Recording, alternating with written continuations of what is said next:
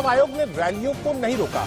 यानी 5 राज्यों में जब चुनाव चल रहे थे, एक तरफ संक्रमण चल रहा था, तो मद्रास हाईकोर्ट ने कहा कि आपने रैली क्यों नहीं रोकी, रोड शोज क्यों नहीं रोके, और यह भी कहा है कि काउंटिंग के दिन अगर कोविड प्रोटोकॉल का पालन नहीं हुआ तो काउंटिंग रुकवा दी जाएगी। सख्त टिप्पणी दी है मद्रास हाईकोर्ट ने और कहा है कि जितना ये संक्रमण बढ़ रहा है, क्यों ना इसके लिए इलेक्शन कमीशन के जो अधिकारी हैं, जो पॉइंट पर्सन हैं, उनको दोषी करार दिया जाए।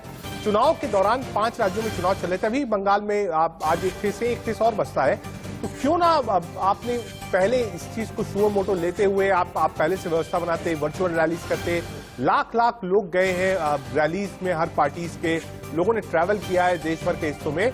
और मद्रास हाईकोर्ट को लगता है कि आज जो संक्रमण इतना ज्यादा फैला हुआ है, जो ये वेव है, इसके पीछे एक पार्ट जो है वो इस 5 राज्यों के चुनाव में जिस तरीके से कैंपेन हुआ है उसका भी है।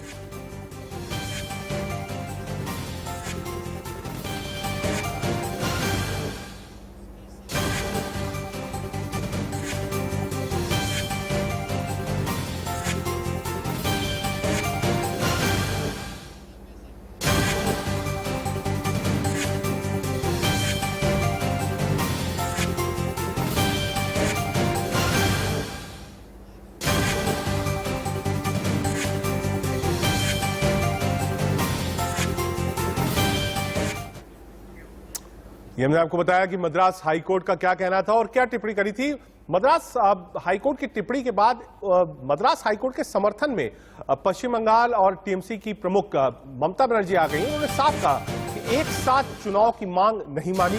जब कोलकाता में, मुझे याद है, संक्रमण बढ़ रहा था तो बुलाया गया था ममता बनर्जी को, जितनी भी पार्टी थी उनको बुलाया गया था, तो ममता बनर्जी ने ये ऑप्शन रखा था कि आप एक साथ चुनाव कर लीजिए, 4 चरण का चुनाव बनाए। इलेक्शन कमीशन ने नहीं माना। साथ ही साथ ममता बनर्जी ने यह भी आरोप लगाया है कि जो पश्चिम बंगाल की ऑक्सीजन है, जो पश्चिम बंगाल के ऑक्सीजन का कोटा है, जो आवंटित कोटा है, वो यूपी भेज दिया गया है। यानी एक आरोप और राजनीतिक लगाया है ममता बनर्जी ने।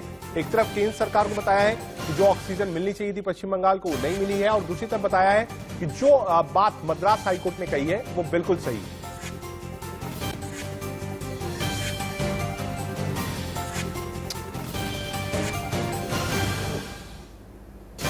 कांग्रेस नेता राहुल गांधी ने भी ट्वीट किया है। क्या कुछ कहना है ट्वीट पे वो आपको बता रहे हैं। राहुल गांधी ने कहा है, चर्चा बहुत हो चुकी है, देशवासियों को वैक्सीन मुफ्त मिलनी चाहिए, बात खत्म, इसके अलावा कोई बात नहीं होनी चाहिए। मत बनाओ भारत को भाजपा सिस्टम का विक्टिम। ये कहना है कि आप विक्टिम मत बनाइए, फ्री में वैक्सीन दीजिए, बात इस पर कोई नहीं हो सकती। सीधे सीधे केंद्र सरकार पर आरोप लगाया है, निशाना साधा, और मांग करिए कि वैक्सीनेशन का आप रेट लिस्ट मत तय करिए कि किसको, स्टेट को, सेंटर को, हॉस्पिटल को, सरकारी हॉस्पिटल को, प्राइवेट हॉस्पिटल को किस रेट पे मिलेगी। सीधे सीधे बताइए कि कैसे वैक्सीनेशन होगा और फ्री में वैक्सीनेशन कराइए। इस सिस्टम को खराब मत करिए।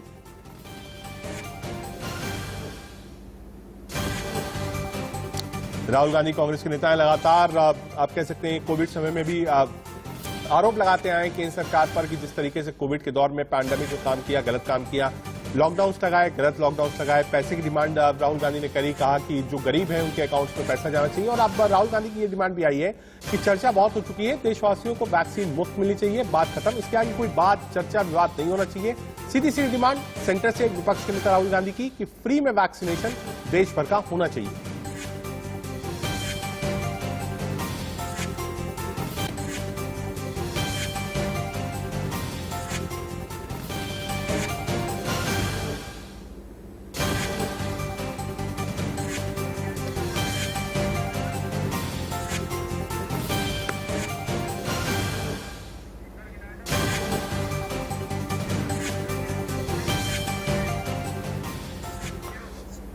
हमारे साथ 2 गेस्ट जुड़ गए हैं, उनसे आपका तारुफ करा दें। डॉक्टर ईश्वर गिलाड हैं, जो कि सेक्रेटरी जनरल है पीपल्स हेल्थ संस्था के। साथ ही साथ डॉक्टर अजय पवार हैं, वो भी हमारे साथ हैं। जो दर्शक अपने सवाल पूछना चाहें वो सवाल पूछ सकते हैं। बहुत स्वागत है डॉक्टर साहब आपका।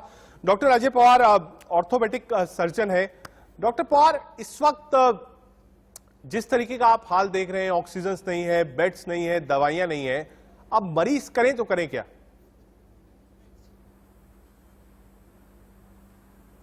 जरूरत नहीं है। जैसे कि आप देख रहे हैं, अलग अलग न्यूज चैनल पर अलग अलग डॉक्टर्स आ रहे हैं कि कोरोना जिस हिसाब से फैल रहा है, तो ऐसे देख के लगता है कि जैसे हर तीसरे आदमी को कोरोना हो गया। ऐसे में पैनिक होने के बजाय अपना प्रॉपर, एक तो बहुत से लोग जांचें ही नहीं करा रहे, ये बहुत ही गलत बात है। आप जांचें कराइएगा, अपने कंफर्म हो जाए कि आपको कोरोना है, सबसे सेल्फ क्वारंटाइन, अपने आप को आइसोलेट कर लीजिएगा।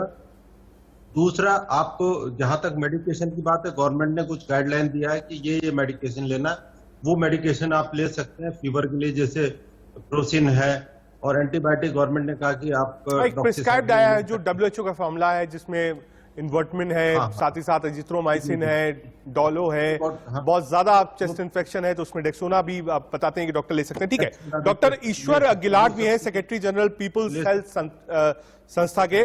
डॉक्टर गिलाड, जो म्यूटेटेड वायरस है वो पहली वेव से ज्यादा खतरनाक दिखता है। लोग बताते हैं, जो स्टडी करते हैं, कहते हैं 15 मई के आसपास इसका पीक हो सकता है। एक बात बार बार आती है, एक ही पीक होगा या सेवरल पीक्स हो सकते हैं मई के महीने में? देखिए, हमारा देश है बहुत बड़ा जी, और फिलहाल जो कोरोना जिस ढंग से चल रहा है वो अलग अलग राज्यों में अलग ढंग से चल रहा है जी। खास करके जो महाराष्ट्र और केरला बहुत आगे है, उनका पीक हो सकता है कि अगले 2 हफ्ते में आ जाए, लेकिन पूरे देश का जो नॉर्थ इंडिया का पीक है उसको आने को अभी 2 महीना वक्त लगेगा, क्योंकि वो 2 महीने पीछे चालू हुए। तो मैंने भी पढ़ा है, जो साइंटिस्ट ने या जो मैथमेटिकल कैलकुलेशन करते हैं, तो मैथमेटिकल कैलकुलेशन अलग होते हैं, मेडिकल कैलकुलेशन पूरे अलग होते हैं। हमारे सामने परिस्थिति अलग है। अब जो ये नया जो वेव आया है, इसने हमको धोखे में ले लिया पूरा। हमारा जो कैलकुलेशन था कि पहला वेव आता है, दूसरा वेव स्ट्रांग आता है, लेकिन इतना स्ट्रांग आएगा ये किसी को नहीं पता चला। ये वेव जो है कम से कम 5 गुना ज्यादा पावरफुल है, 5 गुना जी। अगर हमारा फर्स्ट वेव के समय हाईएस्ट फिगर था 98,000 का 16 सितंबर 2020 को, तो ये कम से कम 5 लाख तक जाके रुकेगा या उसके आगे भी जाएगा। उसके आगे इसलिए ज्यादा जा नहीं सकता क्योंकि हमारी जो जांच करने की कैपेसिटी है पूरे देश की, वो सिर्फ रोजाना 20 लाख की है, 22 लाख की है। अगर 20 लाख जांच होंगी तो हमारे को खाली 5 लाख 5.5 लाख लोग पॉजिटिव मिलेंगे। इसका मतलब ये नहीं खाली 5.5 लाख लोगों को है। वो जांच का दायरा, हमारे पास एक रजिस्टर होता है, उसके पीछे 10 अनरजिस्टर्ड होते हैं। तो आज हमारे पास अगर 3.5 लाख केस आ रहे हैं, तो इसका मतलब हमारे देश में आज कम से कम 35 लाख लोगों को नया इन्फेक्शन हो रहा है डेली। तो ये धोखे में फंसने की वजह से हम लोग, ऑक्सीजन नहीं मिल रहा है, बेड नहीं मिल रही है, सुविधा नहीं मिल रही है, डॉक्टरों की कमी आ रही है, डॉक्टरों की किल्लत आ रही है, और इसमें किसी को दोष नहीं दे सकते। लेकिन एक जरूर दोष दे सकते हैं कि हम लोगों ने प्रेडिक्ट करना चाहिए था कि जो बड़े बड़े सुपर स्प्रेडर्स हैं, इलेक्शन वेव है, रैली है, नहीं कुंभ डॉक्टर मेला साहब, है, आज वहाँ पे होना नहीं चाहिए था कुछ। डॉक्टर गिलाड, अब ये भी आपसे चर्चा करना चाहूंगा, हालांकि ये एक राजनीतिक विषय है, लेकिन साइंस इसके बारे में क्या कहती है? आज मद्रास हाईकोर्ट ने ये बड़ी बात बोली है कि इलेक्शन कमीशन को समझना चाहिए था। तो क्या आप मानते हैं जो 5 राज्यों में चुनाव हुआ, कैंपेन हुआ, रैलीज हुई, रोड शोज हुआ, भीड़ निकल के आई, अभी भी बंगाल में चुनाव चल रहा है, तो क्या ये माना जाए कि 50% जो एक्स्ट्रा केसेस आपको दिख रहे हैं वो 5 राज्यों के चुनाव की वजह से, यानी उसकी वजह से, या फिर ठीक है वेव होगी तो इतना केसेस आएगा ही आएगा? देखिए, मैं डॉक्टर हूँ, एक चुनावी या राजनीतिक नेता नहीं हूँ। मैंने पहले ही डॉक्टर देखिए कह दिया, मैंने बिल्कुल पहले कह दिया कि बिल्कुल राजनीतिक सवाल आपसे नहीं पूछा, मैं ये समझना चाहता हूँ साइंस क्या कहती है। नहीं, मैं आपका बहुत अच्छे में जवाब दे रहा हूँ कि जो चुनाव आयोग का काम है एक इलेक्शनरिंग यानी प्रचार, और दूसरा है वोटिंग। मैंने क्या देखा, वोटिंग के समय हर जगह सोशल डिस्टेंसिंग है, सैनिटाइजर है, मास्क है, सब है। तो यही चीज आपने जो इलेक्शनरिंग में क्यों अप्लाई नहीं की? तो ये मेरा सिंपल लॉजिक समझ में आता है। दूसरा मुझे क्या समझ में आता है कि हाईकोर्ट या सुप्रीम कोर्ट, ये लोग भी थोड़ा पहले अंदर आना चाहिए थे। आज क्या हो गया कि सुप्रीम कोर्ट के कल जज की मौत हुई है। ये हमारे पास ये किसी को दोष नहीं देना है, लेकिन जब कहीं आग पड़ोस में लगी है तो वो सोचते हैं कि मैं थैंक गॉड में बच गया। ठीक है डॉक्टर, ठीक है। हमारे साथ डॉक्टर साहब धीरज कौल भी जुड़ गए हैं, फिजिशियन न्यूयॉर्क से। साथ ही साथ डॉक्टर वली साहब भी हमारे साथ हैं। बहुत स्वागत है आप लोग का भी इंडिया न्यूज पे। वली साहब, सवाल आप ही से, वैक्सीनेशन का प्रोसेस चल रहा है, वैक्सीनेशन को लेकर ये है कि कितने वैक्सीनेशन हो, क्या आपका मानना ये है कि जब तक चाहे वो सेकेंड वेव हो या आने वाले समय में थर्ड वेव आए, फोर्थ वेव आए, पीक आए, बिना वैक्सीनेशन के अब कोई रास्ता नहीं है कोविड से लड़ने के लिए? डॉक्टर वली। बिल्कुल, वैक्सीनेशन जो है इसका एक प्रभावी तरीका है जो हमको इम्यूनिटी देगा, और हमको जो इम्यूनिटी वैक्सीनेशन के बाद मिलेगी, उसके बाद अगर कोविड का हमला भी हो जाएगा तो ये हमें किसी तरह से हमको इससे बचा सकता है। एक बात। दूसरी बात ये है कि जो आपने कहा और डॉक्टर साहब ने कहा कि ये जो भीड़ है, भीड़ जो है वो गैर चुनावी, गैर सरकारी वर्ड है। इसमें मैं ये भी कहूंगा जहां भी हमारी भीड़ है वहां पे कोरोना है। अब हम ये भी कहने लगे हैं कि कमरे के अंदर अगर 5 आदमी हैं तो कोरोना है, इसलिए कमरे के अंदर 5 आदमी हो तो मास्क लगाएं। नहीं डॉक्टर साहब ये चीज थोड़ी दर्शकों को समझाइए। पिछली बार डॉक्टर साहब इस चीज को मैं भी समझना चाह रहा हूं, दर्शक भी समझना चाह रहे हैं। पिछली बार यानी पिछले साल जब कोविड की वेव थी तो उस वक्त एक आदमी को अगर कोविड पॉजिटिव निकलता था तो वो आइसोलेशन सेंटर में चला जाता था, अपने घर में आइसोलेट हो जाता था और 10-15 दिन में ठीक हो जाता था। सिर्फ 1 से 1.5% थे लोग जो जाते थे अस्पताल। लेकिन डॉक्टर साहब जो अब की सिम्टम्स देखा जा रहा है कि एक आदमी अगर घर में पॉजिटिव हुआ और वो घर में आइसोलेट होता है तो वो अपने फैमिली मेंबर्स, मतलब उसमें से अगर 5 लोग रह रहे हैं तो 3 लोग 100% ऐसे हैं जो पॉजिटिव निकल के आ रहे हैं। घर में आइसोलेशन अब हो ही नहीं सकता, क्योंकि एक फ्लोर पे अगर कोरोना है तो दूसरे फ्लोर पे भी जाएगा। ये कोरोना हवा में चला गया है, ये हवा में जहर घुल गया है, जिसको हम एक नाटकीय भाषा में कहते थे ये जहरीली हवा है, ये वो हवा हो गई है। और इस हवा को, जहरीली हवा से बचने का ये मात्र उपाय जो है डबल मास्किंग है। डबल मास्किंग का मतलब पहले मैं ये वाला मास्क लगाऊं जिसको हम सर्जिकल मास्क कहते हैं और उसके ऊपर ये लगाऊं और घर से बाहर जाने की कसम खा लूं अगले 10 दिन तक घर से बाहर नहीं निकलूंगा। ठीक है डॉक्टर साहब, एक सेकंड, एक कॉलर जुड़ गई, मुझे लगता है कि उसका जवाब क्वेश्चन ले ले। कॉलर कानपुर से जुड़ी, आप सवाल पूछ सकती हैं।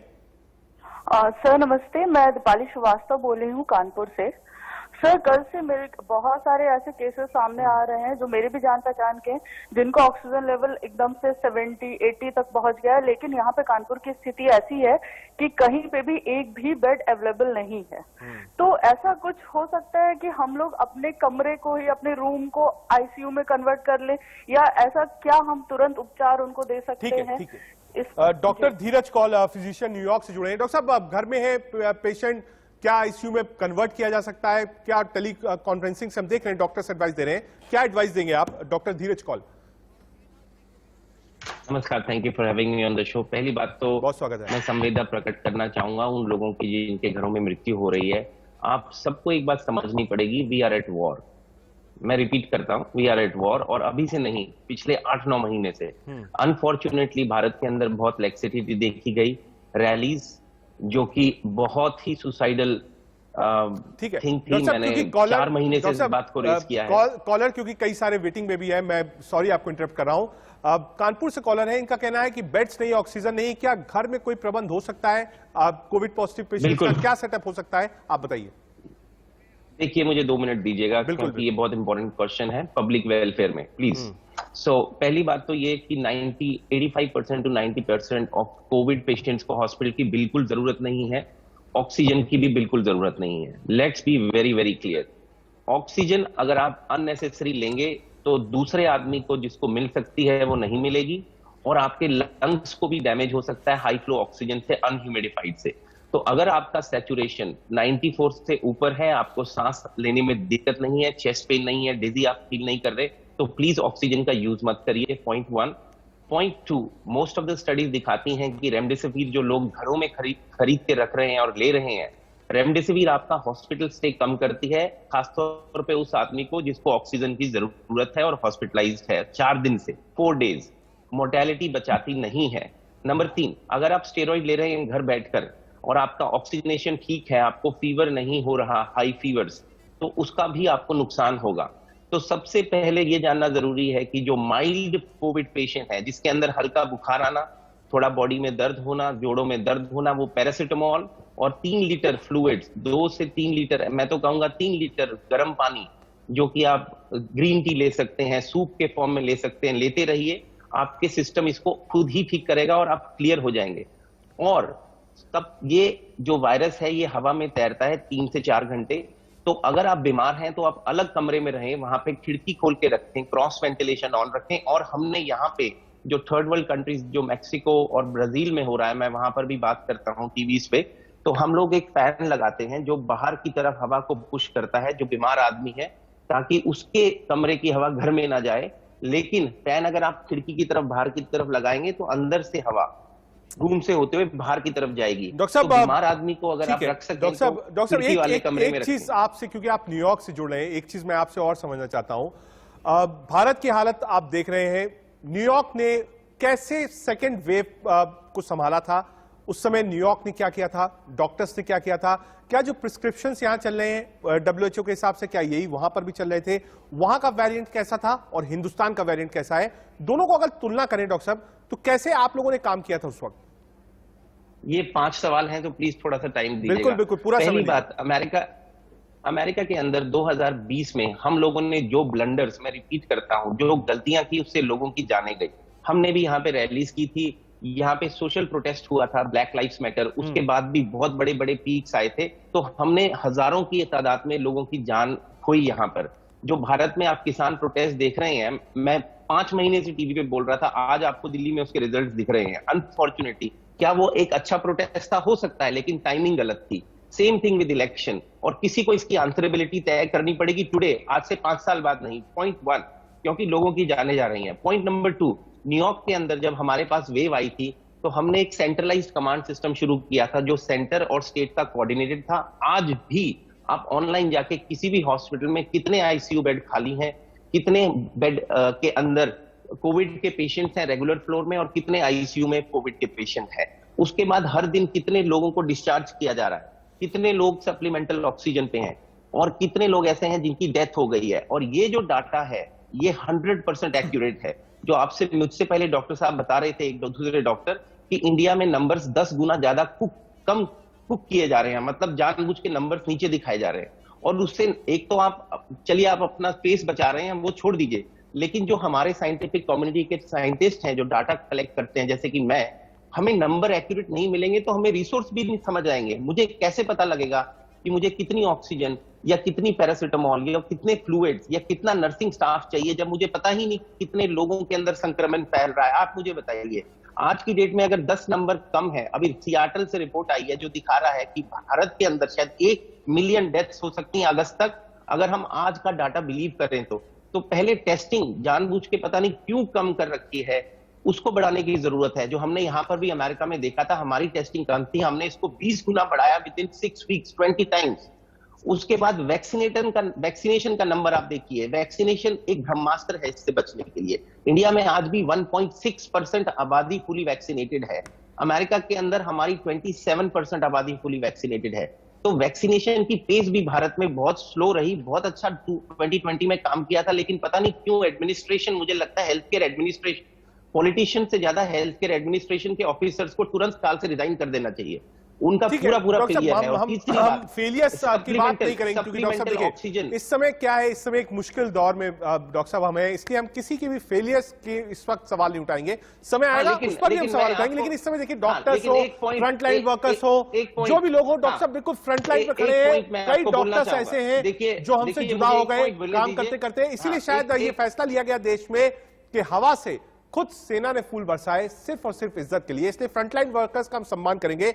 डॉक्टर ईश्वर गिलाट जी हमारे साथ। डॉक्टर साहब, वैक्सीनेशन का जो काम है उसको तेज करना, ये बात बिल्कुल ठीक है, लेकिन आज के समय में जब ऑक्सीजन की कमी है, दिल्ली हो कोई भी राज्य, ऑक्सीजन की कमी है, ऐसे में मरीज जो घर पर है वो क्या करें? क्योंकि हर आदमी कह रहा है कि ऑक्सीजन का सिलेंडर ले आइए, हर आदमी कह रहा है रेमडेसिविर ले आइए, तो कहां तक पॉसिबिलिटी है कि ऑक्सीजन लेवल किसका कितना हो? क्या ये वेट पे निर्भर करता है कि जिसका जितना वेट हो, पल्स पे डिपेंड करता है? ऑक्सीजन का क्या सिस्टम होना चाहिए कि हाँ यहां तक ऑक्सीजन है तो आप बिल्कुल बेफिक्र रहिए? मुझे सबसे पहले आधा मिनट इनको ये बताना है कि हम लोग केसेस नंबर कम नहीं दिखा रहे हैं। अगर हमारे पास रजिस्टर्ड केसेस जितने हैं उससे 10 गुना समाज में है, इसका मतलब हमने नंबर कम नहीं किया है। लोग जांच नहीं करा रहे, या लोगों को पता नहीं चल रहा है, या लोगों को लग रहा है मुझे ऐसा ही कोई फ्लू है, बुखार है, कोई भी कारण से। तो जब भी, और ये भारत में नहीं पूरे दुनिया में जहां भी जितने नंबर आते हैं उससे 8 से 10 गुना लोग समाज में रहते हैं जब उतने नंबर आते हैं। अब दूसरी बात यह है कि ऑक्सीजन की जो कमी है, ये 2 चीजों से, इन्हें 2 ही चीज काम करती है फिलहाल कोविड के मरीजों पे, एक ऑक्सीजन और दूसरा स्टेरॉइड। स्टेरॉइड भी कब देना चाहिए, कितना देना चाहिए, कब विड्रॉ करना चाहिए, उसका भी पूरा मेडिकल का अंदाज है, हिसाब है। अब बात करते हैं ऑक्सीजन की। ऑक्सीजन का फर्स्ट वेव के समय पता लग गया था सरकार को कि ऑक्सीजन की कमी होगी। सरकार ने 200 करोड़ रुपए सैंक्शन किए, जो 162 हाई इंपॉर्टेंट डिस्ट्रिक्ट्स है, वो डिस्ट्रिक्ट हॉस्पिटल के अंदर ऑक्सीजन का प्लांट लगाने के लिए। 1 साल के बाद में कितने प्लांट लगे? सिर्फ 33, तो बाकी प्लांट लगे ही नहीं। तो हमारे पास जवाबदेही नहीं है। दूसरी बात यह है कि आज भी ऑक्सीजन में, जैसा वैक्सीन के अंदर थोड़ा लीकेज होता है, 10%, 5% वेस्टेज है, ऑक्सीजन में भी 21% का लीकेज है। हमें ऑक्सीजन ऑडिट करना है। मुझे खुशी है कि प्रधानमंत्री ने भी जो 5 पॉइंट का प्रोग्राम दिया उसके अंदर बताया ऑक्सीजन ऑडिट इंपॉर्टेंट है। तो ऑक्सीजन ऑडिट में 2 चीज करना है। एक तो ऑक्सीजन का जो लीकेज होता है वो कहाँ होता है, कैसे होता है, उसको रोकना है। ठीक है। और दूसरा वहां पे हमेशा सर्विलेंस करके किस मरीज का ऑक्सीजन हम लोग कम कर सकते हैं। जैसा 10 लीटर पर मिनट देने की जगह 5 लीटर दे सकते हैं क्या, वो 95 पे मेंटेन करने की बजाय 90 पे कर सकते हैं क्या, तो हम ऑक्सीजन को घुमा सकते हैं। और अभी ऑक्सीजन का सप्लाई धीरे धीरे आ जाएगा। हमारे यहाँ ऑक्सीजन का प्रॉब्लम क्या है, जहाँ ऑक्सीजन बन रहा है वहां मरीज नहीं है, और जहां मरीज है वहां पे ऑक्सीजन नहीं बन रहा है। ट्रांसपोर्टेशन की दिक्कत है, हम भी देख रहे हैं, और कोशिश यही हो रही है कि बाहर से भी इंपोर्ट कराए गए हैं कैरियर्स, जिसमें ज्यादा हो। डॉक्टर वली, एक चीज समझना चाहता हूं, मान लीजिए कि साहब 5 दोस्त थे, उसमें से एक पॉजिटिव हो गया, 4 लोग क्या करें? या 4 लोग ऐसे हैं जिनको सिम्टम्स दिख रहा है, तो वो लोग कैसे आइसोलेट करें? क्योंकि आपने अभी कुछ देर पहले कहा कि एक आदमी भी आइसोलेट हो रहा है तो वो पूरे घर भर को पॉजिटिव कर रहा है। तो डॉक्टर वली साहब, आइसोलेशन का इस समय क्या ध्यान दिया जाए? क्या घर पर आइसोलेट करना ठीक है? अगर ऑक्सीजन नहीं है, आपके पास दवाइयां नहीं है, तो आप कैसे आइसोलेट करेंगे? आपका ऑक्सीजन डिप हो जाएगा, हॉस्पिटल्स में बेड नहीं है, कैसे आदमी काम चलाए? देखिए, इस वक्त जो स्थिति है वो ये है कि हम ये वाला काम जो हमने पिछले एपिसोड में किया था वो प्रैक्टिकली नहीं कर सकते जी हैं। जी। इसमें अगर फैमिली में 10 मेंबर भी हैं तो उसमें 9 का टेस्ट पॉजिटिव आ रहा है, एक का जो नहीं आ रहा है हम उसको भी पॉजिटिव मान रहे हैं, तो आउट ऑफ 5 पॉजिटिव हैं। अब उनको अपनी ऑक्सीजन वॉच करनी है, उनको डीप ब्रीदिंग करनी है, उनको सीरियस फेज में जाने से रोकने के लिए हमारे पास 2 उपाय हैं, एक एंटी इंफ्लेमेटरी स्टेरॉइड्स, एक हमें ब्लड थिनर ओरल। तो इस पे डॉक्टर की सलाह से जल्दी चले जाएं ताकि उनका केस खराब ना हो। 3 दिन तक अगर हमने डॉक्टर की सलाह ले ली और हमने अपने को संभाल लिया तो हम वो जो डिफिकल्ट फेज है उसमें जाने से बच जाएंगे। फिर हमको सीटी नहीं कराना पड़ेगा, हमारी ऑक्सीजन नहीं गिरेगी। इमीडिएटली ये 3-4 दिन ये देखने में आ रहा है कि ये वायरस लंग्स को बहुत ज्यादा डैमेज कर रहा है, और फिर लोग मारे फिर रहे हैं गाड़ी में ऑक्सीजन के सिलेंडर रख के और अपने मरीज को लेके हाथ जोड़ते हुए फिर रहे हैं, उनको बेड नहीं मिल रहा है। तो इस स्टेज को आने से पहले मैं सबसे यही प्रार्थना करूंगा,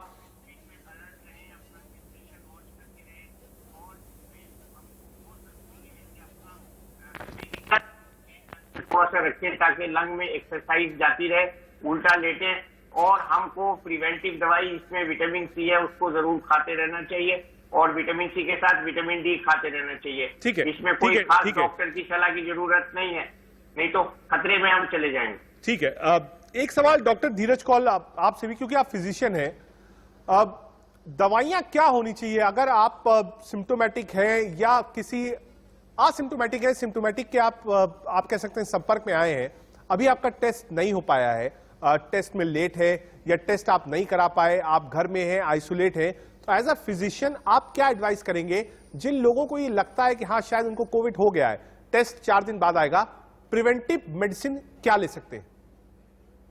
बहुत इंपॉर्टेंट सवाल है, 1 मिनट दीजिए। बिल्कुल। सबसे पहले तो अगर आपको बुखार, सर्दी, खांसी, रनिंग नोज और अब डायरिया, जो हम डायरिया भी देख रहे हैं, और बच्चों के अंदर हाथ फूलना और रैशेज आना, अगर कुछ भी ऐसे सिम्टम हैं तो आप एक्सपेक्ट करिए कि आपको कोविड है, अनलेस प्रूवन अदरवाइज। मतलब क्योंकि आप storm, I of the storm है, और इसका मतलब है कि अगर आपको थोड़े से भी सिम्टम है और आपने कोविड टेस्ट नहीं कराया या कराया है और पेंडिंग है, तो अपने आप को एज्यूम करिए कि आपको कोविड है और अपने आप को आइसोलेट करिए, नंबर 1। नंबर 2, ज्यादा से ज्यादा वार्म फ्लूइड लीजिए। नंबर 3, विटामिन अगर हो सके विटामिन सी, विटामिन डी लीजिए।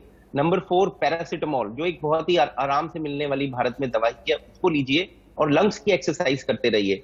और अगर आपको सांस लेने में थोड़ी सी भी दिक्कत हो रही है, अपना सैचुरेशन जरूर मॉनिटर करिए घर पे। अगर आपका सैचुरेशन 93, 94 से नीचे है तो आपको प्रोन पोजीशन पे लेटना चाहिए, जो कि पेट के बल होता है, और डीप ब्रीथिंग भी करनी चाहिए रेगुलरली, जिससे आपकी लंग्स की एक्सरसाइज मिले। हो सकता है within half an hour prone position पे लेटने के बाद आपका ऑक्सीजनेशन 95, 96, 97 हो जाए। घबराने की बिल्कुल आपको जरूरत नहीं है। और दूसरी बात, पैनिक बिल्कुल मत करिए। आपकी बॉडी से स्ट्रेस एंड हार्मोन्स निकलेंगे जो डैमेज करते हैं, उससे बिल्कुल बचिए, और रॉन्ग इन्फॉर्मेशन से बचिए, और अपने आप को आइसोलेट रखिए, मास्क डालिए, हो सके डिफरेंट रेस्ट रूम यूज करिए, विंडो वाले रूम में रहिए। और अगर आपका सैचुरेशन उसके बावजूद भी गिरता रहे 92, 93%, अगर आपको चक्कर आ रहे हैं, चेस्ट में पेन हो रही है, सांस लेने में बहुत दिक्कत आ रही है, डेफिनेटली अपने डॉक्टर के संपर्क में रहिए और पता करिए कि आप कहां से ऑक्सीजन ले सकते हैं, किस क्लिनिक या हॉस्पिटल में जा सकते हैं। जब तक आपके ये सिम्टम ना हो, आप प्लीज ऑक्सीजन को होल्ड मत करिए। भारत में बहुत किल्लत आ चुकी है, सिलेंडर्स लेकर मत बैठिए। मैं बता चुका हूं, ऑक्सीजन एसिम्टोमेटिक या माइल्ड सिम्टोमेटिक पेशेंट को बिल्कुल जरूरत नहीं है। प्लीज स्टेरॉइड डॉक्टर की एडवाइस के बगैर मत लीजिए। हर दवाई का एक टाइमिंग है। देखिए, हम 8-8, 12-12 साल पढ़ते हैं, तब जाके ये ज्ञान आता है। टीवी पे 5 मिनट में मैं नहीं समझा पाऊंगा ठीक है। कब स्टेरॉइड लेना है। डॉक्टर पवार भी हमारे साथ हैं। डॉक्टर पवार, आपके पास वापस आएंगे, वक्त तो चला है इस वक्त की सुर्खियां देखने का। एक बार सुर्खियों पर नजर डाल लेते हैं। कोरोना संकट की इस घड़ी में यूएई हमेशा की तरह भारत के साथ कदम से कदम मिलाकर खड़ा है। दुबई के मशहूर बुर्ज खलीफा पर भारत का तिरंगा बनाकर स्टे स्ट्रांग इंडिया संदेश लिखा गया। कोरोना संकट की इस घड़ी में यूएई हमेशा की तरह भारत के साथ कदम से कदम मिलाकर खड़ा है। ये हम आपको विजुअल्स दिखा रहे हैं। बुर्ज खलीफा का tallest building in the world इसको माना जाता है, और बकायदा लाइट आप कह सकते हैं तिरंगे की इसको झिलमिलाई गई और उस पर लिखा गया स्टे स्ट्रांग इंडिया। एक मैसेज देने की कोशिश करी कि यूएई साथ में खड़ा है। वहां से भी जो ऑक्सीजन कंसाइनमेंट है यूएई से भेजा गया है। यूएई हर मदद के लिए तैयार है, चाहे यूरोपियन कंट्रीज हो, अमेरिकन कंट्रीज हो, ऑस्ट्रेलिया हो, सब आगे आए हैं। सबने अपनी अपनी तरफ से कहा है कि हम भारत के साथ खड़े हैं। कोई ऑक्सीजन भेज रहा है, कोई वेंटिलेटर्स भेज रहा है। यूएस ने कहा कि जो रॉ मटेरियल चाहिए कोविड से लड़ने के लिए, दवाई बनाने के लिए, वो भी वो भेज रहा है। यानी विश्व भी भारत के साथ इस मुश्किल समय पर खड़ा हुआ है।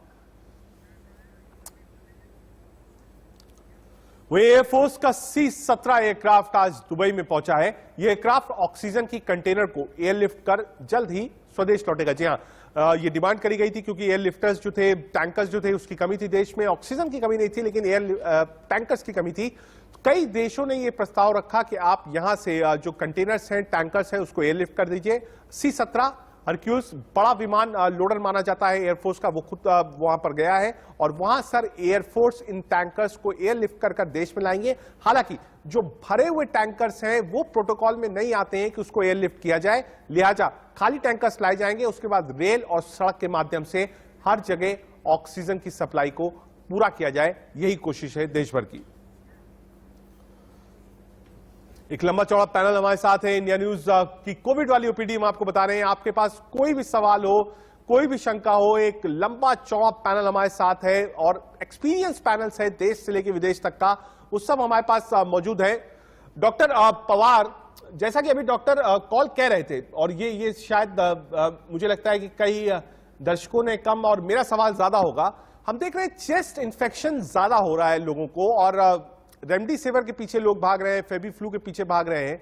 क्या ऐसे समय में जो एक प्रोटोकॉल है जिसको हम फॉलो कर रहे हैं, क्या उसमें स्टेरॉइड ऐड होना चाहिए? क्या लोग घर में स्टेरॉइड ले सकते हैं?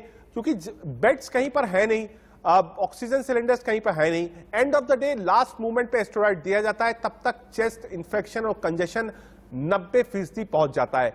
क्या कोई ऐसा रास्ता डॉक्टर कॉल कि कम से कम कुछ समय पहले प्रोटोकॉल में स्टेरॉइड्स ऐड हो, जिसमें कम से कम जब आदमी को पता ही चल जाए कि वो कोविड पॉजिटिव है और इन्फेक्शन एचआरसीटी थोरैक्स में आ रहा है, तो कोई ऐसा स्टेरॉइड हो जो कम से कम उस इन्फेक्शन को डाउन कर सके? बहुत इंपॉर्टेंट क्वेश्चन है आपने, thank you for asking that. देखिए, सबसे पहले तो टेलीमेडिसिन के पोर्टल, क्योंकि भारत में मैं बहुत कनेक्टेड हूँ और पेशेंट्स डॉक्टर्स तक नहीं पहुंच पा रहे हैं। और क्यों नहीं पहुंच पा रहे हैं? क्योंकि doctor to patient ratio Bharat में 1:1700 था कोविड से पहले।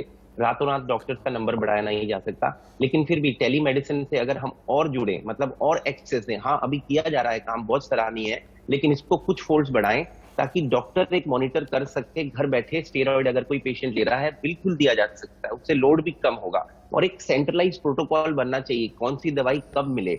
अपने आप पेशेंट्स ना खरीद पाए, उससे नुकसान होगा, क्योंकि एजुकेशन का लेवल और मेडिकल अवेयरनेस भी भारत में कम है, जो रातों रात इतना बढ़ाना मुश्किल है। आप लोग बहुत अच्छा काम कर रहे हैं, लेकिन कई दवाइयां ऐसी हैं जो डॉक्टर की ऑब्जर्वेशन में घर में बैठे हुए ही लें तो हेल्थ केयर इंफ्रास्ट्रक्चर पे लोड कम आएगा। जैसे कि स्टेरॉइड भी कुछ हद तक हम दे सकते हैं, लेकिन ये जानना जरूरी है कि माइल्ड सिम्टोमेटिक या एसिम्टोमेटिक पेशेंट अगर स्टेरॉइड लेगा तो उसकी इम्यूनिटी गिरेगी और वायरस तेजी से फैल सकता है। तो दवाई की टाइमिंग भी बहुत जरूरी है।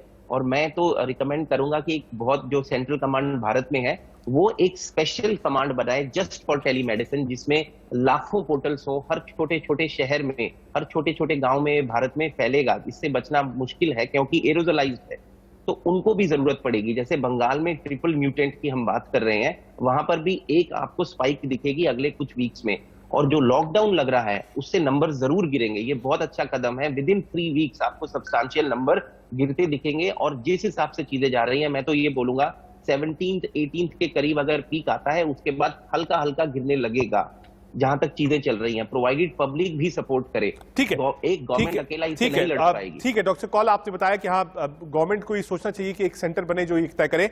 डॉक्टर अजय पवार, इस वक्त एक मुश्किल घड़ी है। डॉक्टर्स भी हम देख रहे हैं कि कई ऐसे डॉक्टर्स थे जो साथ छोड़कर चले गए, कोविड पॉजिटिव हुए, उनको अपने डॉक्टर्स को नहीं बचा पाए, फैमिली मेंबर्स को नहीं बचा पाए, लेकिन उसके बाद भी डॉक्टर्स लड़ रहे हैं, जूझ रहे हैं। ऑक्सीजन की कमी है, रेमडेसिविर नहीं है, डॉक्टर्स लगे हुए हैं। हम इसके लिए आपको सलाम करते हैं। मैं जानना चाहता हूं कि अगर बेड्स नहीं है, ऑक्सीजन नहीं है, दवाई नहीं है, उसके बाद पेशेंट के पास ऑप्शन बच क्या जाता है डॉक्टर साहब? क्योंकि दिल्ली में, लखनऊ में, मुंबई में कुछ ऐसा ही हाल है। आप कहीं भी चले जाइए, बेड्स नहीं मिल रहे हैं डॉक्टर साहब।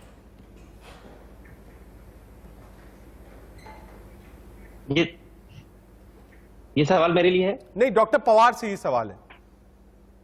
मेरे लिए? जी जी जी जी, देखिए ऐसा है कि बहुत अच्छा सवाल है आपका कि दवाइयाँ नहीं है, हॉस्पिटल बेड नहीं है, ऑक्सीजन नहीं है, और बेसिकली डॉक्टर्स क्या कर सकते हैं ऐसे समय में? जैसे अभी आपने कहा था, कुछ मेडिसिन के साथ, पेशेंट को सपोर्ट के साथ, हाँ डॉक्टर्स को और स्टाफ को भी सपोर्ट चाहिए। आप देख रहे हैं इस समय में क्यों बहुत से जगह पे दिखाया जा रहा है डॉक्टर के प्रति अविश्वास है, जो एक बहुत गलत चीज है।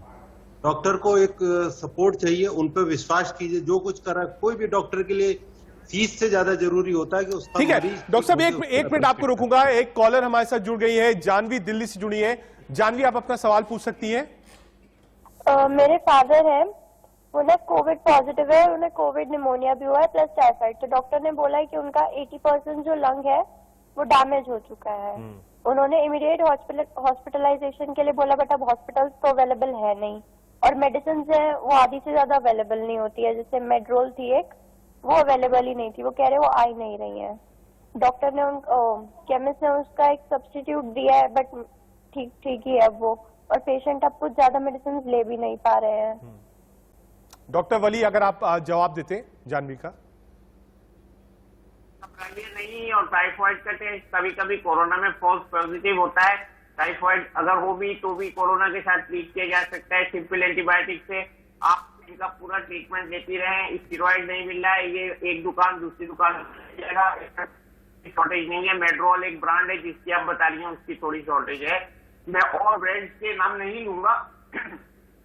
डिक्लोन नाम से स्टेरॉइड कई जगह मिलता है, ये आप उनको जरूर दें। और तक बेड नहीं मिल रहा है, उनको किसी भी अच्छे हॉस्पिटल की इमरजेंसी में रखें। इमरजेंसी में हॉस्पिटल रख रहे हैं पेशेंट, आप बिल्कुल हो। मैं आपके पापा के ठीक होने की कामना करता हूँ। मेरे भी लंग्स काफी डैमेज हो गए थे, मैं और लड़िए कोरोना से। और दवा का कोई शॉर्टेज नहीं है, अभी तक कोई ऐसी बात नहीं है। कुछ ब्रांड्स कुछ दुकानों पे ज्यादा कम हो गए हैं, तो इसलिए आप टेंशन न लीजिए। हमारी रहिए, वहाँ पर दवा मिल रही है, तो इसलिए आप उदास न होइए। और टाइफाइड का और का बहुत ज्यादा पेशेंट्स में मैंने देखा है, और ये अमूमन फॉल्स पॉजिटिव टाइफाइड टेस्ट होता है, और ये इससे आप ज्यादा घबराइए नहीं। और ये जो परसेंटेज ऑफ डैमेज है, ये हम सीटी स्कैन की बेसिस पे इवेल्युएशन करना होता है। किसी के कहने से या किसी के सोचने से इसमें परसेंटेज हम नहीं निकालते हैं। लेकिन हमको एक चीज ये भी बताई गई है कि हम जितनी हमारे बचने की कोशिश है वो करें, और बाकी हम ईश्वर भगवान खुदा पर छोड़ दें। ठीक है डॉक्टर ईश्वर गिलाट भी हमारे साथ है। डॉक्टर ईश्वर गिलाट, एक स्टडी ये भी कहती है कि पैंडेमिक के समय बहुत ज्यादा स्ट्रेस आपको नहीं लेनी नहीं चाहिए, निगेटिव खबरें आपको बहुत ज्यादा देखनी नहीं चाहिए, इसका भी एक इम्पैक्ट पड़ता है, आपको बहुत ज्यादा सोचना चाहिए। और जो लोग कोविड पॉजिटिव हैं, वार्ड्स में हैं, घर में आइसोलेट हैं, उनको स्ट्रेस नहीं लेना चाहिए, निगेटिविटी से दूर रहना चाहिए। ये आपने बहुत अच्छा सवाल किया। देखिए बेसिकली क्या है, जब हमें पता है कि 85% लोगों को माइल्ड सिम्टोमेटिक है, खाली 15% को हॉस्पिटल पहुंचने की जरूरत पड़ती है कभी तो, और उसमें डेथ रेट ये बार को खाली 0.7% है। लास्ट टाइम 1.5% था, स्टार्टिंग में 3.5% था। तो नंबर 1 सबसे लोगों को जो डर लगता है डेथ से, तो बताना कि डेथ का चांसेस बहुत कम है। दूसरी बात यह है कि जैसे अभी एक महिला ने सवाल किया कि 80% लंग डैमेज है, बेड नहीं है, तो ये ऐसे फिट केस है कि घर बैठ के भी अपन उसको स्टेरॉइड दे सकते हैं। वो किसी डॉक्टर से टेलीकंसल्ट करे और स्टेरॉइड ले। और लोगों को यह समझाना है कि किसी भी हालत से आपको बचना है और घर के लोगों को बचाना है। और यही वक्त ऐसा है कि जो हालात अभी के लोगों को बताकर इंप्रेस कर सकते हैं कि आपको मास्किंग 100% करना है और वैक्सीन का जब आपका नंबर लगता है 100% लेना है। तो ये दो चीजें, जहां भी लोगों को वैक्सीन हेजिटेंसी थी या मास्क हेजिटेशन था, मास्क लोग ऐसा फैशन जैसा यूज करते थे, अच्छे से मास्क यूज करें, वैक्सीन जरूर ले, ये हमको बताना है लोगों को। और डॉक्टर का काम क्या होता है? Think of the worst and do your best. हमको पता है कि हमारा पेशेंट मरने वाला 1% चांस है, फिर भी हम लोग कोशिश करते हैं क्योंकि हम 1% को भी रिवर्ट कर सकते हैं। अगर हम उसको भी छोड़ देंगे तो वो 100% हो जाएगा। तो हम लोग, हमारी कोशिश यही होती है। तो लोगों को ये बताना है कि डॉक्टर पे विश्वास रखें। कोई डॉक्टर आपके मरीज को मारने के लिए पैदा नहीं हुआ है। वो अपने अपने ढंग से पूरी कोशिश करेगा और जो भी हालात है उसके अंदर उसमें से रास्ता निकाले। ठीक है, एक सवाल डॉक्टर वली आपसे भी, RT-PCR टेस्ट जो है वो आपकी डिटेक्ट नहीं कर पा रहे हैं क्या कोविड पॉजिटिव? कई रिपोर्ट ऐसे आए हैं डॉक्टर वली। इस सवाल आपसे मेरा, डॉक्टर साहब, एक नई चीज हम इस पूरे मामले में देख रहे हैं डॉक्टर वली की आपकी बच्चे भी पॉजिटिव निकल रहे हैं। मेरे खुद के फ्रेंड हैं, उनकी मिसेस पॉजिटिव हुई, उसके बाद जब बच्चे का टेस्ट कराया, बच्चे छोटे हैं, 8 साल 10 साल 12 साल, बच्चे भी पॉजिटिव हो रहे हैं, जो कि पिछली बार का जो म्यूटेंट था, वेव थी, पीक था, उसमें नहीं था। आपके बच्चे भी पॉजिटिव निकल रहे हैं। बच्चों के लिए आप क्या कहना चाहेंगे डॉक्टर साहब? बच्चों को क्या करना चाहिए अगर उनकी रिपोर्ट पॉजिटिव आती है तो? बच्चों को कुछ नहीं करना है, उनके माँ बाप को करना है, उनसे दूर हो जाएं और उनको भी दूर रखें। और बच्चे को अगर इतना बड़ा है कि मास्क पहन सकता है तो मास्क पहनाएं, आइसोलेट करें। बहुत छोटे बच्चे को पीडियाट्रिशियन के मशवरे से सिम्प्टोमेटिक ट्रीटमेंट ही दिया जा रहा है। अभी उनको जो दवाएं हैं दूसरी वो कम दी जा रही हैं, लेकिन उससे जो बड़े बच्चे हैं 8 साल से ऊपर है, 14 साल तक, उनका ट्रीटमेंट हम पर भी कर सकते हैं अपने पीडियाट्रिक डॉक्टर्स के, और उनको भी सिम्प्टोमेटिक ट्रीटमेंट ही दिया जा रहा है। इसका कारण ये है कि वायरस म्यूटेट कर गया है, हमारे पास डिफरेंट स्ट्रेन आ गए हैं। वो डिफरेंट स्ट्रेन जो है ज्यादा वायरुलेंट है, वो वैक्सीन को भी आगे चल के डिफाई कर सकते हैं, वो एंटीबॉडी को डिफाई करते हैं, इतना हमको पता लग गया है। और ये वाले स्ट्रेन जो है, इसमें ये यूके वाला स्ट्रेन है मेनली 116 जो है, और वो बच्चों को ज्यादा प्रभावित कर रहा है। और 2 स्ट्रेन और है, वो मिला जुला, ये हमने एक ट्रिपल म्यूटेंट निकाला है। और ये ट्रिपल एक कॉलर हमारे साथ जुड़ गए हैं, SK सिंह गुरुग्राम से। SK सिंह साहब, आप अपना सवाल पूछ सकते हैं। SK Singh ji. Sir good afternoon sir. Sir जैसा कि हमें ज्ञात है कि आजकल बड़ी पैनिक चीजें चल रही हैं। अब नॉर्मली क्या क्राइटेरिया ऐसा है कि नॉर्मली बच्चों को होता है सर सर्दी जुकाम फीवर। अभी लास्ट टाइम हमारी बिटिया को हुआ था तो डॉक्टर से कंसल्ट करके मैंने सही कर लिया। सर मैं ये जानना चाह रहा हूँ इसके लिए क्या प्रोएक्टिव अप्रोच क्या है सर? अब हम छोटे से बड़े रहते हैं तो एक क्राइटेरिया ऐसा है कि इनमें ये चीजें आती है नॉर्मली, बट हम सही कर लेते हैं, तो प्रोएक्टिव अप्रोच कैसे रखें? डॉक्टर कौल, आपने सवाल सुना और मेरा सवाल पहले डॉक्टर वली से भी यही था। डॉक्टर कौल साहब, मेरा सवाल यही है, बच्चों में पॉजिटिविटी इस बार पाई जा रही है, प्रोएक्टिव अप्रोच क्या होनी चाहिए माँ बाप की? जरूर, देखिए सबसे पहले तो ये जानना जरूरी है, जो भारत में केसेस इतनी तेजी से बढ़ रहे हैं उसका एक बड़ा फैक्टर है जो हम यूके वेरिएंट जो B117 है उससे निकला हुआ डबल म्यूटेंट जो B.1.67 है, जिसके अंदर 2 म्यूटेशन कारगर बहुत एक्टिव हैं, जो है E48Q और L452R म्यूटेशन। ये दोनों म्यूटेशंस ने इसको बहुत इंफेक्शियस बना दिया, इसलिए भारत में अनफॉर्चुनेटली बहुत तेजी से बढ़ रहा है। और यही एक वजह है कि इसी से ट्रिपल म्यूटेंट जो बंगाल और हमारा महाराष्ट्र में देखा जा रहा है वो भी निकला है। ये दोनों इस वायरस को ऐसा बना रहे हैं कि यंग लोगों के अंदर डिजीज हो रहा है, बच्चे भी इफेक्ट ज्यादा हो रहे हैं एज कंपेयर टू बिफोर। अच्छी खबर यह है कि मोर्टेलिटी बच्चों के अंदर अभी भी काफी कम है, लेकिन इन्फेक्शन का रेट हमने यहां पर भी देखा था कि बच्चे कैरी करते थे, लेकिन बीमार होना इस रेट में ये इन वेरिएंट्स की वजह से है। पॉइंट 1। पॉइंट 2, बच्चों के अंदर कुछ एक ऐसे सिम्टम्स हैं जो बड़ों में कम दिखाई देते हैं, जैसे GI सिम्टम्स, जैसे डायरिया आना, नोजिया, वॉमिटिंग, ये बच्चों में थोड़ा सा ज्यादा है as compare to the new as compare to old because of the new variant. दूसरा, बच्चों के अंदर रैशेस दिखने में आते हैं और हाथ और पैर का फूल जाना, स्वेलिंग हो जाना, और कभी कभी थोड़ी सी माउथ में भी ब्लीडिंग होना और लिम्फ नोड्स बढ़ जाना। और इसको हम MISC बोलते हैं, जो कि इन्फ्लेमेटरी सिंड्रोम है, और फिर भी मोर्टेलिटी कम है। अगर ऐसा हो तो आप तुरंत काल से डॉक्टर से कंसल्ट करें, इंक्लूडिंग जो मैंने सिम्टम बताए, और डॉक्टर की एडवाइस पे दवाई लें। एडवाइसेस क्या है? डॉक्टर अजय पवार हमारे साथ थे, डॉक्टर कौल हमारे साथ थे, पद्मश्री डॉक्टर मौसिम वली साहब हमारे साथ थे, साथ ही साथ डॉक्टर गिलाट भी हमारे साथ थे। आप चारों ने 1 घंटा जितने भी हमारे यूजर्स थे उनको बताया क्या करना चाहिए, क्या नहीं करना चाहिए। इस मुश्किल दौर में डॉक्टर्स की सलाह मानिए। इंडिया न्यूज लगातार ओपीडी चला रहा है और देश से लेकर विदेश तक के बड़े डॉक्टर्स इंडिया न्यूज पर बैठेंगे और आपकी मदद करेंगे। एक छोटा सा ब्रेक, आप देखते रहिए इंडिया न्यूज।